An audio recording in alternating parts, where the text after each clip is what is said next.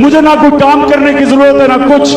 اللہ نے اتنا دے دیا ہے کہ میں کچھ بھی نہ کروں تو بادشاہ کی زندگی گزار سکتا ہوں. میں یہ کیوں کر رہا ہوں؟ یہ میں کوئی پرائم منسٹر بننے کے لیے نہیں کر رہا. یہ میں ایک وجہ سے کر رہا ہوں. جانور اس دنیا میں آتا ہے, کھاتا پیتا ہے, بچہ پیدا کر کے مر جاتا ہے. انسان تو وہ ہے جو فکر کرتا ہے کہ میری آخرت میں نے اللہ کو جواب دینا ہے. اللہ قرآن میں کہتا ہے میری زمین پہ انصاف قائم کرو. جہاد کیوں اللہ نے ہمارے پہ فرض کیا ہے؟ کیونکہ اللہ کہتا ہے جب تم ظلم اور ناانصافی دیکھو تو تمہارے پہ فرض ہے انسانوں کہ اس کا مقابلہ کرو, اس کے سامنے کھڑے ہو, ظالم کا مقابلہ کرو.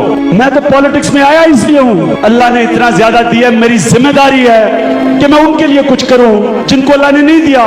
دیکھو پاکستانیوں, یہ اپنا ایمان مضبوط کرو. اللہ کے ہاتھ میں زندگی موت ہے. تم موت کا ٹائم ادھر ادھر نہیں کر سکتے. یہ خوف ختم کر دو موت کا.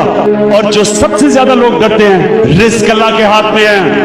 یہ جو میری نوکری چلی جائے گی, کتنے لوگ ہیں یہاں سرکاری نوکر اداروں میں بیٹھے ہوئے ہیں, اپنے ضمیر بیچ بیٹھے ہیں صرف اس لیے کہ نوکری لگی ہوئی ہے. اتنی قیمت ہے لوگوں کے ضمیروں کی. لا الہ الا اللہ کا مطلب ہے کہ اللہ کے سوا کوئی خدا نہیں ہے, میرے ضمیر کی کوئی قیمت نہیں ہے. میں سچا ہوں, میں سچ کے لیے کھڑا ہوں گا, میں سچ کے لیے جان دے دوں گا. مجھے کوئی نہیں سچ سے ہٹا سکتا.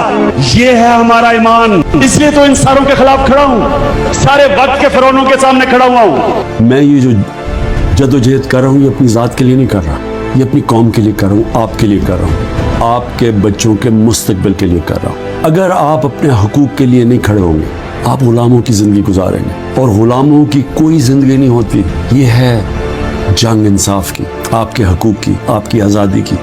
اور کبھی بھی یاد رکھیں کوئی آزادی پلیٹ میں رکھ کے نہیں دیتا. جس طرح میں کہتا ہوں زنجیریں گرتی نہیں ہیں, توڑنی پڑتی ہیں.